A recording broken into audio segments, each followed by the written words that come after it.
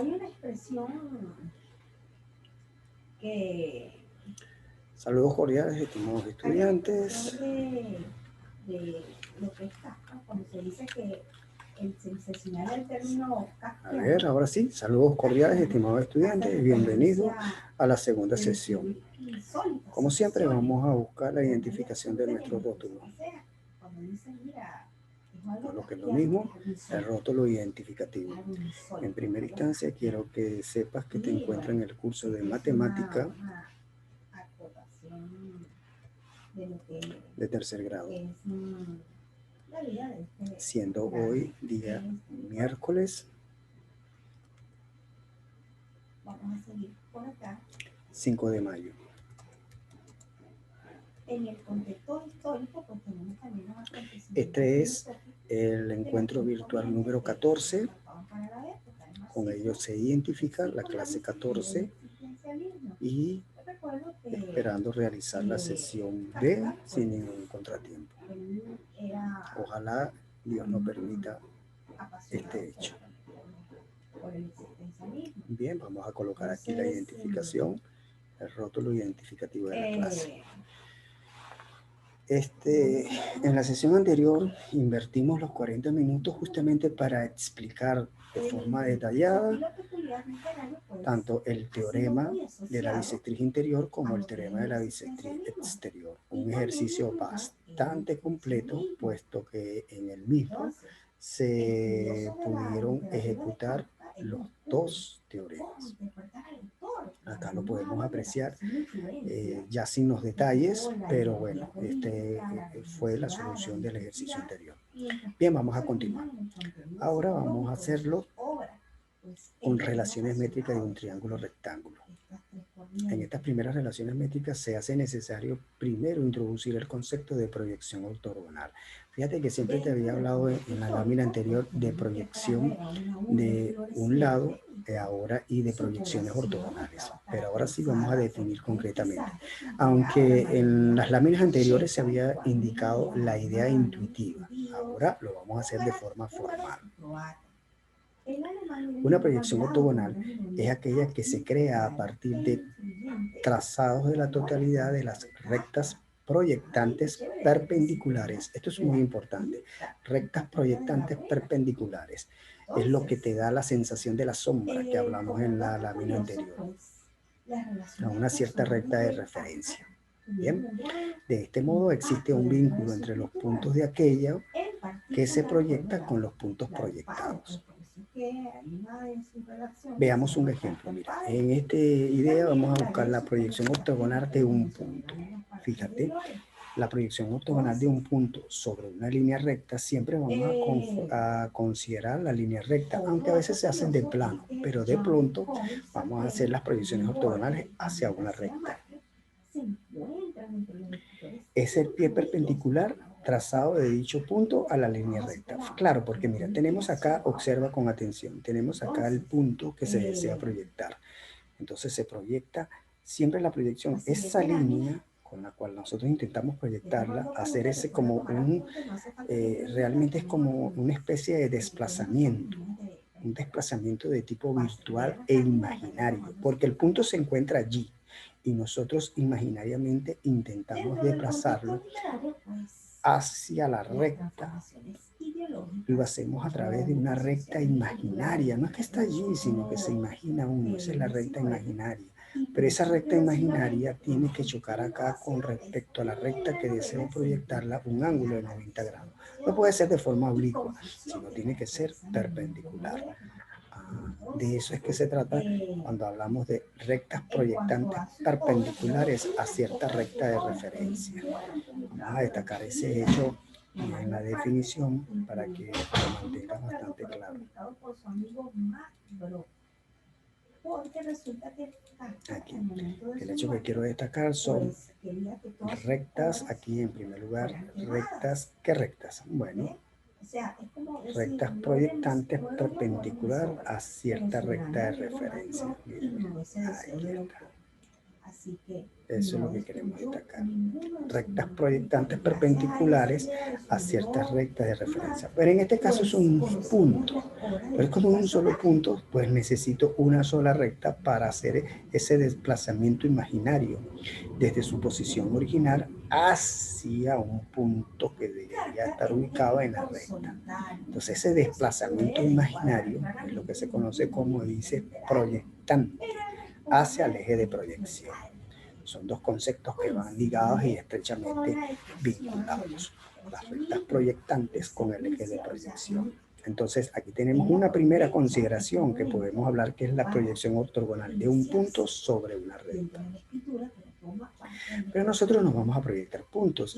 Básicamente nos interesa proyectar lados. Sobre todo, fíjate que en el ejercicio anterior se proyectaron segmentos de rectas hacia otra recta. ¿Y cuál fue hacia la otra recta? Hacia el otro lado del triángulo restante. Dos lados del triángulo se proyectaron hacia un tercero. Eso era lo que estábamos haciendo en la lámina anterior, que sin embargo aquí lo estamos estudiando de forma formal, ya que en la lámina anterior habíamos introducido el concepto, pero de manera intuitiva, justamente lo que apreciábamos visualmente. Ahora bien, vamos a un segundo caso, que es la proyección ortogonal de un segmento, lo que nos interesa. Fíjate este segmento, un segmento que guarda cierta distancia con respecto a la recta que deseamos proyectar. Atento, por favor. Se llama proyección ortogonal de un segmento sobre una línea recta al segmento que se une las proyecciones de los extremos del segmento sobre la línea recta. ¿Cuáles son los extremos de un segmento?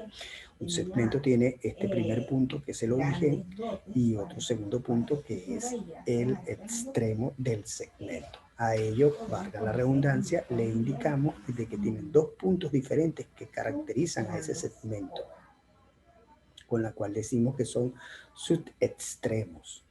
Un extremo que es el origen y el otro extremo, para no confundirnos, vamos a llamar el final, el punto final.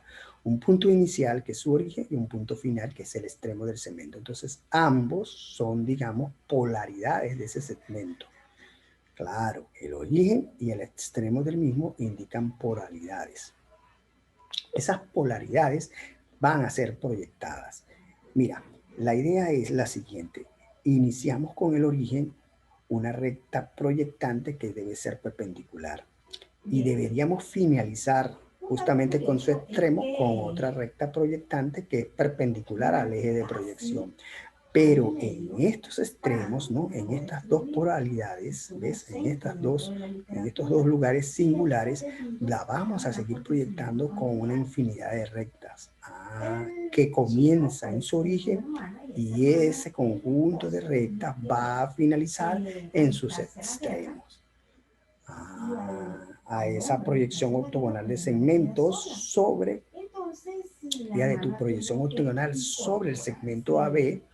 Ese es el segmento que vamos a proyectar, proyección ortogonal del segmento AB sobre la recta, porque esta proyección se va a tener su sombra, válgala, por eso que decíamos el término de sombra, porque es como que si pusiéramos una linterna aquí grandaza y los rayos de las linternas grandazas tuviesen referencias en líneas rectas. Ya pues. Y esas líneas rectas, pues entonces iban como a ubicar la sombra justamente de este segmento hacia la recta proyección. De eso se trata, por eso es que hablábamos de sombra. Bien, vamos a dejar unos breves minutos con el objeto de que usted entonces asiente todas estas consideraciones teóricas que hemos desarrollado hasta el momento. Ya pues.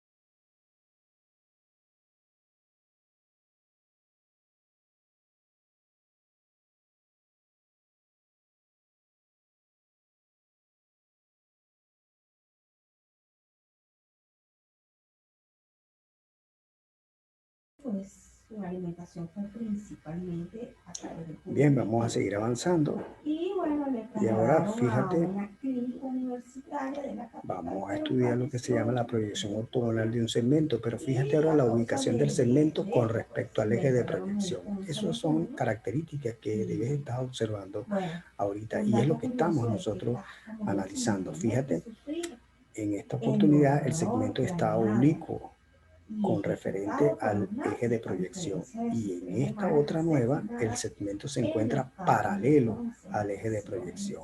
Cuando el segmento se encuentra paralelo al eje de proyección, bueno, volvemos a la misma idea, proyectamos sus extremos, ¿no? Origen extremo, mira, de forma perpendicular. Entre el origen y el extremo pues van a haber infinitas rectas de proyecciones hacia el eje de proyección. Por eso que decimos proyección ortogonal del segmento AB sobre la recta L, porque vamos a tener una referencia. Es hacia acá donde vamos a proyectarlo. Pero la diferencia entre este segmento que está paralelo con el eje de proyección a este que tiene una inclinación con respecto al eje de proyección es que el segmento que está inclinado va a tener menor, la proyección va a tener menor longitud que el original. Increíble, ¿no? Ese es un datazo importante. Te repito, la proyección del segmento AB, ¿no? Esta, su proyectante, va a tener menor longitud que el original, siempre y cuando el segmento AB se encuentre proyectado con respecto, bueno, se encuentre inclinado con respecto al eje de proyección. Pero si el segmento AB es paralelo al eje de proyección, pues justamente la proyección de ese segmento, la longitud de la proyección de ese segmento va a ser exactamente igual al segmento original. Ese es un dato importante. De modo que segmentos paralelos proyectados, su sombra o su proyección van a tener la misma longitud que el original. Otro dato, que este es el que nos interesa a nosotros porque este es el que venimos estudiando para proyectar segmentos de rectas en un triángulo. Observa por favor. El segmento AB, mira, hay una característica muy singular. Ahí se puede observar que un punto, el punto de origen de ese segmento, precisamente se encuentra en el eje de proyección. El extremo sí está retirado, pues. Bien, pero nada, ya aquí lo único que alcanza es que el punto de origen no puede ser proyectado porque ya se encuentra en el eje de proyección. Entonces los puntos distintos al origen son los que se van a proyectar al eje de proyección. En primera instancia ya puedes observar que la distancia del segmento que está inclinado con respecto al eje de proyección, evidentemente, va a ser de longitud menor que el segmento original.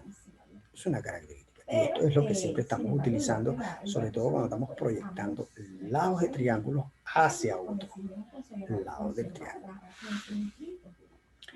Es una... Bien, hablando, esta otra característica es muy singular también, porque aquí el segmento que voy a proyectar intersecta o hace secante con el eje de proyección. Hay una parte que se encuentra por encima y otra parte que se encuentra por debajo del eje de proyección. Sin embargo, los ejes de proyección es hacia el eje. Mira, aquí está todo esto. El segmento se va a proyectar justamente hacia el eje de proyección. Lo único es la posición relativa que tiene el eje que va a ser proyectado.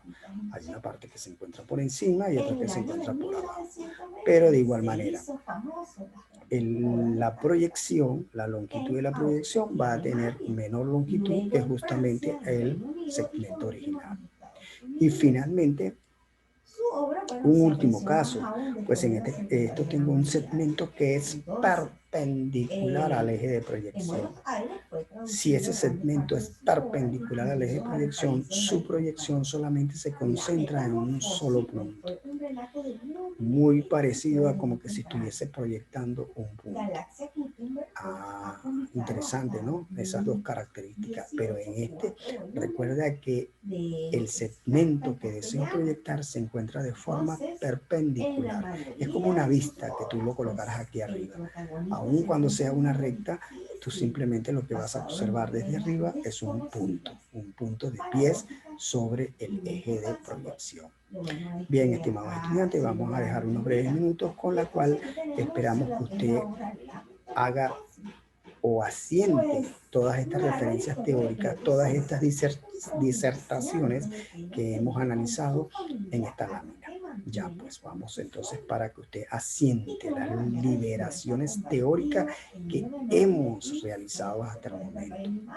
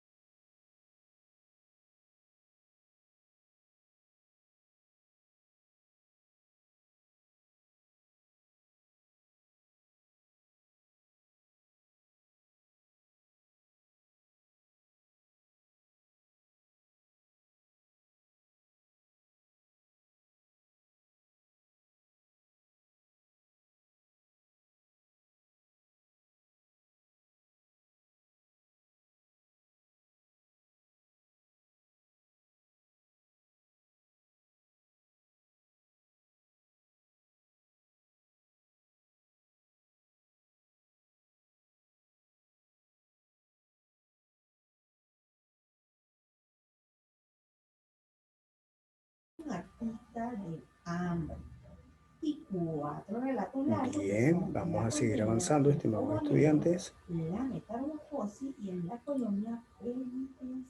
Pero antes, vamos a borrar todos estos elementos que van a constituir perturbadores en la próxima lámina. Ahora bien, analizado ya el caso de las proyecciones, podemos entonces estudiar el teorema de Euclides. Atento.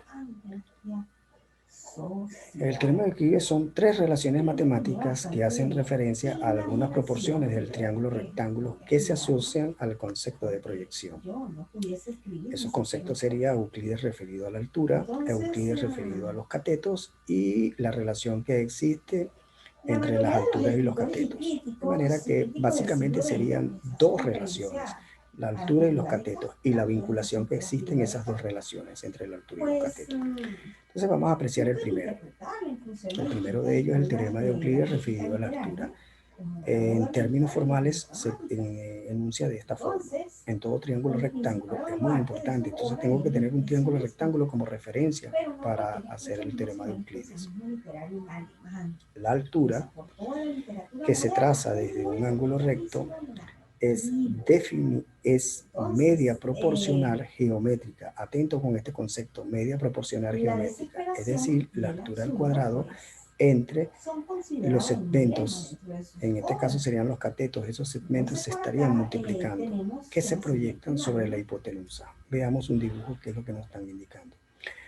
Tenemos acá los catetos. Claro, son los catetos, porque recuerda que los catetos forman el ángulo de 90 grados. Aquí está. Ya eso lo habíamos estudiado. Los catetos son los lados del ángulo de 90 grados. Muy bien. Desde allí hago lo que se llama este vértice que se conoce con el nombre de altura. Yo creo que ya lo habíamos definido con anterioridad. La altura es un segmento que arranca, que tiene como punto de origen un vértice y como extremo el lado opuesto a ese vértice. Pero eso lo tiene que hacer formando un ángulo de 90 grados. A eso se le llama altura. Esa longitud de ese segmento es la altura. Pues.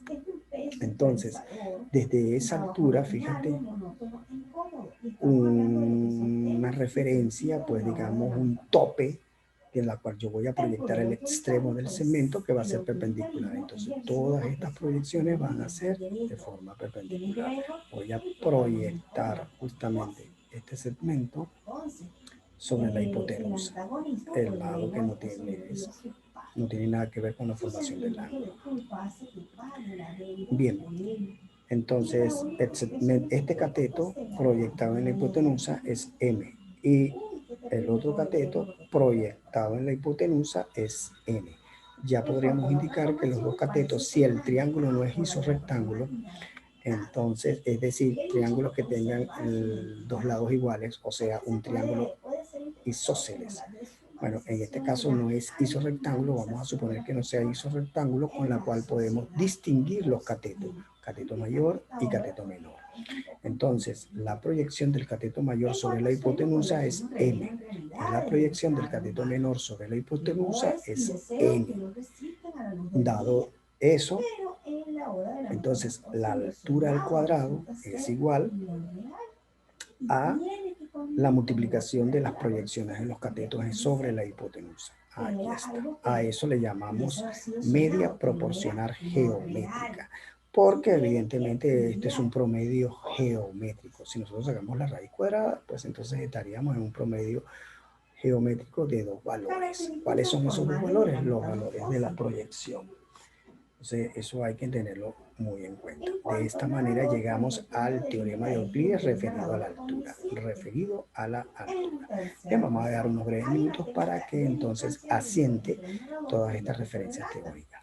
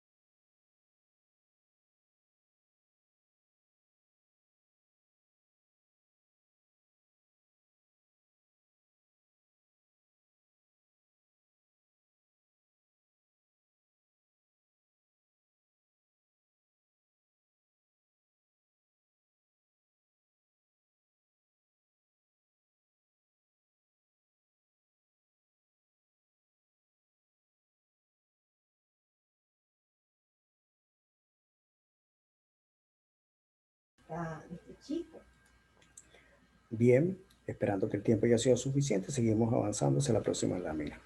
En esta oportunidad vamos a analizar el teorema de Euclides referido a los catetos. Recuerda que el anterior es el teorema de Euclides referido a la altura. En todo triángulo rectángulo, la medida de cada cateto será la media proporcional geométrica, es decir, el cuadrado de cada cateto entre la media de la hipotenusa completa y la proyección en cada uno sobre esto. Vamos a detallar esto. Como siempre, vamos a tomar como referencia un triángulo rectángulo, justamente la formación de los catetos. Mira, aquí están los catetos. Tenemos un cateto mayor y un cateto menor. Tanto el cateto mayor como el cateto menor se van a proyectar sobre la hipotenusa. Es el otro lado restante del triángulo. No queda de otra. De manera que el eje de proyección que vamos nosotros a considerar es justamente la hipotenusa del triángulo rectángulo. Ahora bien, la relación que se establece aquí es lo siguiente, que como es el teorema de los catetos, entonces un cateto cuadrado va a ser la multiplicación de la hipotenusa por la proyección del cateto que está proyectado sobre él. En este caso, cuando estoy buscando la relación del cateto mayor, sería el cateto mayor al cuadrado va a ser sobre la hipotenusa, va a ser el producto de la hipotenusa por justamente el lado de proyección de ese cateto hacia la hipotenusa.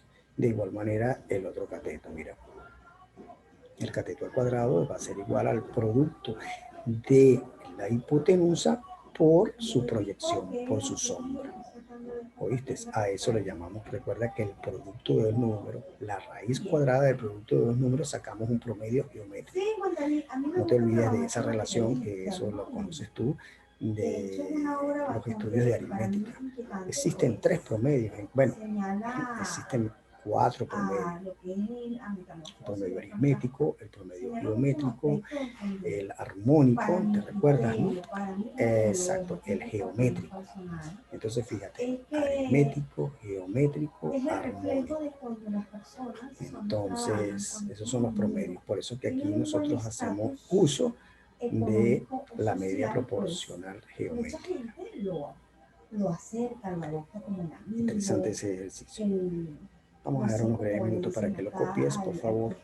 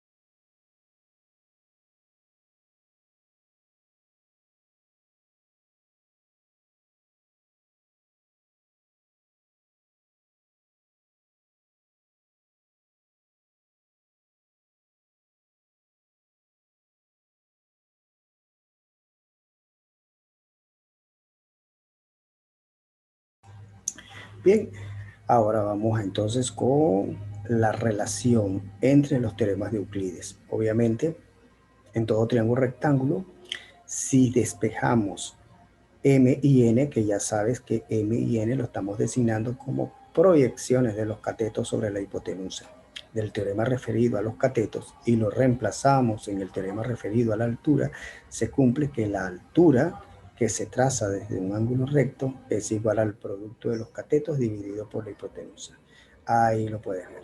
Entre estas dos relaciones, mira, este sería el teorema de la altura.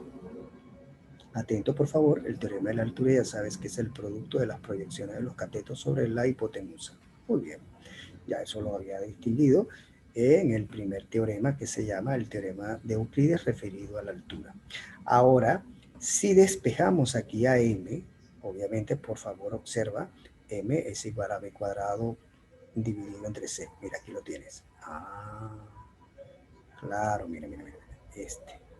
Esta relación que está aquí es justamente que constituye el despeje de acá. Bien.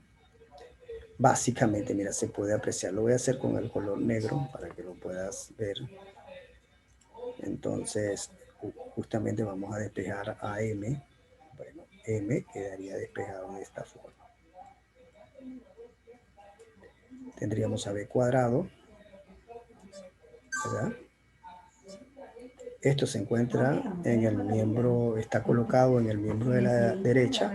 Lo voy a ahora a colocar en el miembro de la izquierda a través del efecto de la transposición de términos. Estaba multiplicando, vendría dividiendo. Ah, interesante, ¿no? Okay. Entonces, también, fíjate lo siguiente. El otro factor, este que se encuentra aquí, ese factor de donde proviene. Ese factor se deduce justamente del segundo teorema. Ya pues, fíjate que están los términos. De esa manera despejo a M y a N. Lo sustituyo acá. De modo que arriba tendrías, fíjate, arriba, ¿qué quedaría? Bueno, arriba va a quedar algo así como esto, pues. Cuando tú estás aquí, cuando tú estás realizando que operan algebraicamente eso, vas a obtener un A cuadrado, el orden de los factores no altera el producto, así que yo puedo poner A cuadrado primero, y luego tienes un B cuadrado. Bien. Y abajo, C por C sería C cuadrado.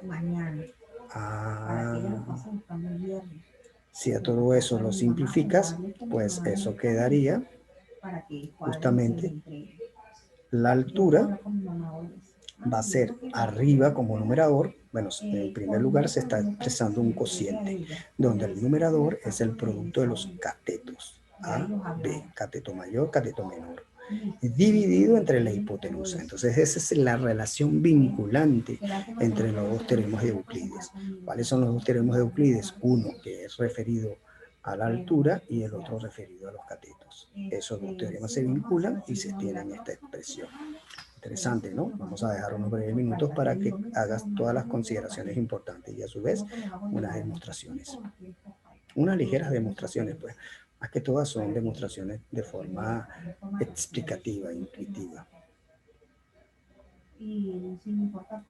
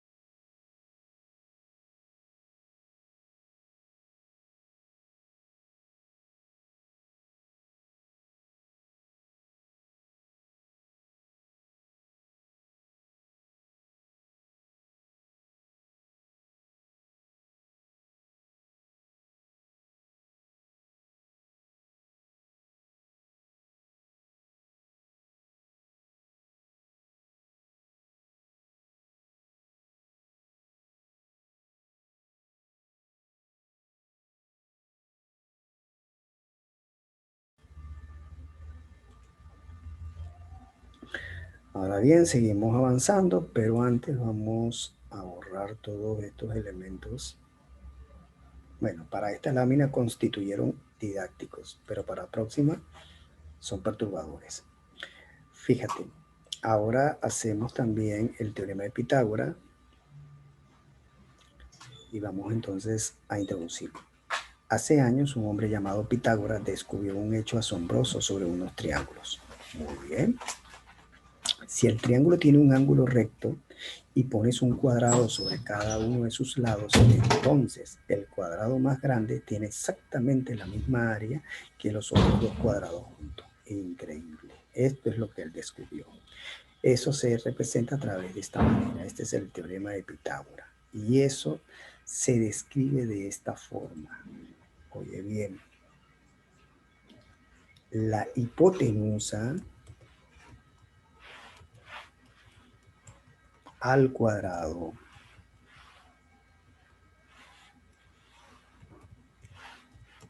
es equivalente a la suma de sus catetos al cuadrado. Uno de los triángulos más famosos en las matemáticas y que de hecho se ha hecho investigaciones es, digamos, vamos a ver dónde lo podemos ubicar. Creo que, a ver si podemos allí. Exactamente. Bueno, ahí nos va a estorbar un poquito. Creo que quedaría mejor de forma estratégica. Vamos a ver si lo podemos poner. Ah, mira aquí. Wow, puede, cabe, a ver.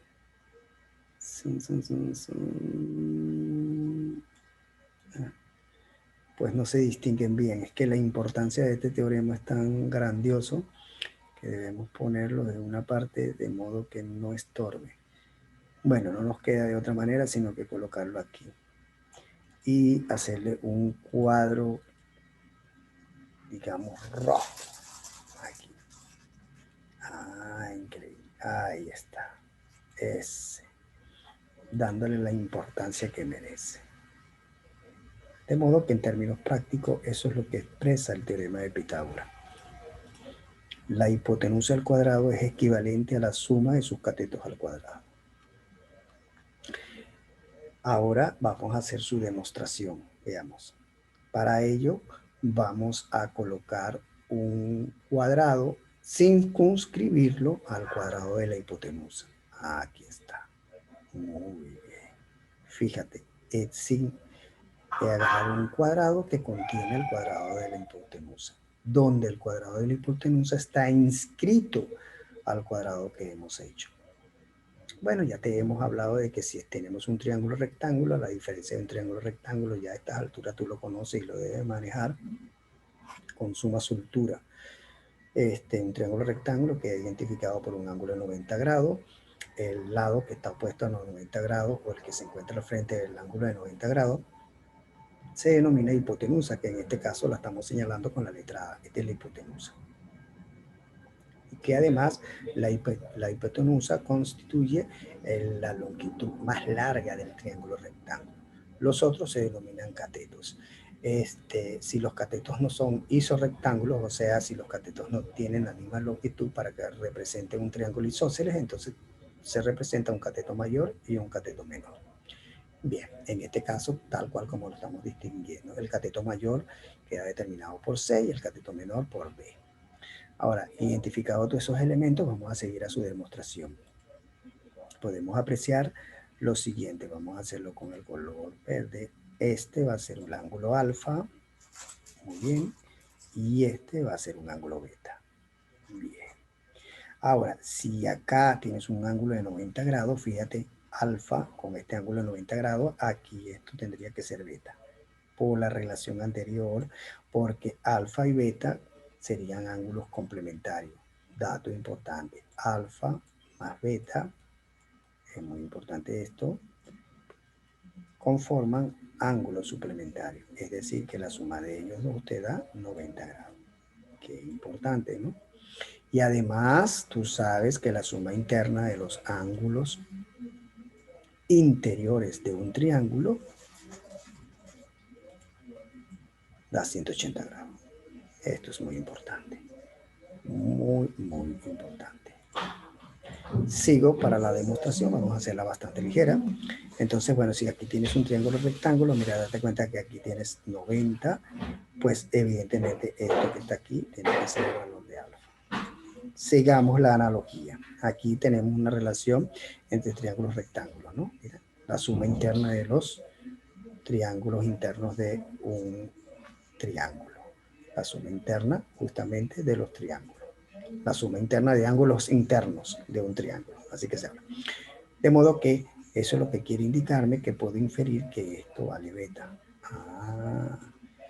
Si esto vale beta, pues entonces esto vale alfa. Porque aquí tenemos el ángulo de 90 grados, entonces alfa más beta tiene que ser 90. La suma interna de sus ángulos en un triángulo te da ¿cuánto? 90 grados. Aquí tienes un ángulo de 90, de manera que por acá vendría beta. Increíble, ¿no? De modo que esto que está aquí es alfa. Ya. Ahora atento a la otra explicación que voy a hacer por la relación de ángulo lado. Mira, el ángulo alfa le corresponde a el lado B.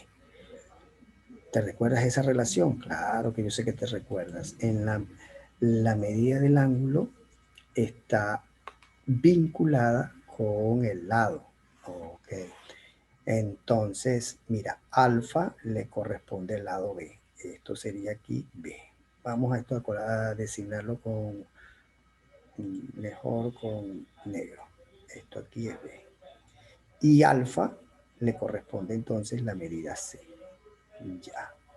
Volvamos aquí. Alfa, espérate un momento. Alfa le corresponde a B. Beta le corresponde a C. Aquí está. Beta le corresponde aquí a C. Y alfa le corresponde entonces a B. ¿Qué puedes apreciar? Que ese cuadrado que lo utilizamos para inscribirlo, el lado de ese cuadrado que circunscribe al cuadrado del lado igual a la longitud de la hipotenusa es igual a B más C. Ajá. Muy bien. Ahora sí. Observa. Si yo desearía determinar el área del cuadrado que circunscribe al cuadrado cuyo lado coincide con la longitud de la hipotenusa del triángulo que quiero demostrar, entonces eso sería de esta manera. C cuadrado más B es la longitud. Mira, aquí puedes apreciar la longitud de ese cuadrado. Y lo voy al cuadrado. Claro, porque el área de un cuadrado es justamente su lado al cuadrado. Entonces eso va a ser igual. Ahora veamos las relaciones, las áreas que están internas. Primeramente tenemos este cuadrado, oye, que es A cuadrado. Ajá, es un cuadrado que se está conformando por la longitud de la hipotenusa, es A cuadrado. Y tenemos 4 triángulos rectángulos. Pero los 4 triángulos rectángulos simplemente se hace de lo siguiente, como son áreas de esos 4 triángulos rectángulos, lo que tengo es que multiplicar los catetos, cateto mayor por cateto menor, dividido entre 2. Entonces observa lo que queda. En el miembro de la izquierda desarrollo el producto notable. El primero al cuadrado más 2 veces el primero por el segundo más el segundo al cuadrado. En el miembro de la derecha, fíjate, tendríamos A cuadrado, no hay ningún tipo de problema. Este 4, mira, el 2 va a simplificar el 4, tendríamos 2BC. 2BC. Pero atento, BC que se encuentra a la izquierda con BC que se encuentra a la derecha se anulan, se cancelan. Con lo cual queda demostrado el teorema de Pitágoras. Mira, C cuadrado más B cuadrados es la suma de los catetos al cuadrado y eso coincide con la hipotenusa al cuadrado. Justamente la referencia que tenemos. La hipotenusa al cuadrado es equivalente a la suma de los catetos al cuadrado. Entonces, de esto es muy importante, mira, se me vuelve, vamos a colocar de forma estratégica esto que es muy importante, lo voy a llevar aquí y me llevo también el cuadrito. Ajá, exacto. ¿Lo viste? Ahora sí, lo tenemos importante. El último señalamiento que quiero indicar es que, bueno, evidentemente tenemos un triángulo rectángulo. El triángulo rectángulo está conformado por un cateto mayor y un cateto menor. Los catetos generan o construyen el ángulo de 90 grados. El lado opuesto al de 90 grados, recuerda que en matemáticas lo que decimos opuesto es lo que se encuentra frente. Es decir, el lado frente al ángulo de 90 grados es la hipotenusa, que es el lado más largo. Entonces, con esto damos finalización a la sesión B. Una demostración que tiene que ser, tienes que manejarlo al toque. Y yo creo que esta era la demostración que manejaban los pitagóricos de conocimiento profundo. Esto lo manejaban ellos, ya ellos habían trabajado esto. Bueno, la demostración del teorema de Pitágoras tiene muchas, digamos, versiones, ¿oíste? Demasiadas versiones, pero esta se me hace bastante ilustrativa, ¿no? Y de hecho, en el libro de Euclides, que recoge toda esa geometría, porque eso es una de las importancias de Euclides, él recogió toda la geometría existente en su época y la organizó en un programa de estudio que se llamó Los Elementos. Bien, entonces esta es una de las demostraciones que yo creo que aparece allí. Yo no he leído, de verdad no sé con certeza, pero en el libro de Euclides sí sé con certeza que aparece esto. El cuadrado más grande tiene exactamente la misma área que los otros dos cuadrados juntos. Eso sí aparece exactamente en los elementos. Bien, estimados estudiantes, de esta manera hemos llegado al final de la sesión B. Entonces será hasta el viernes. Cuídense, se les aprecia desde la distancia.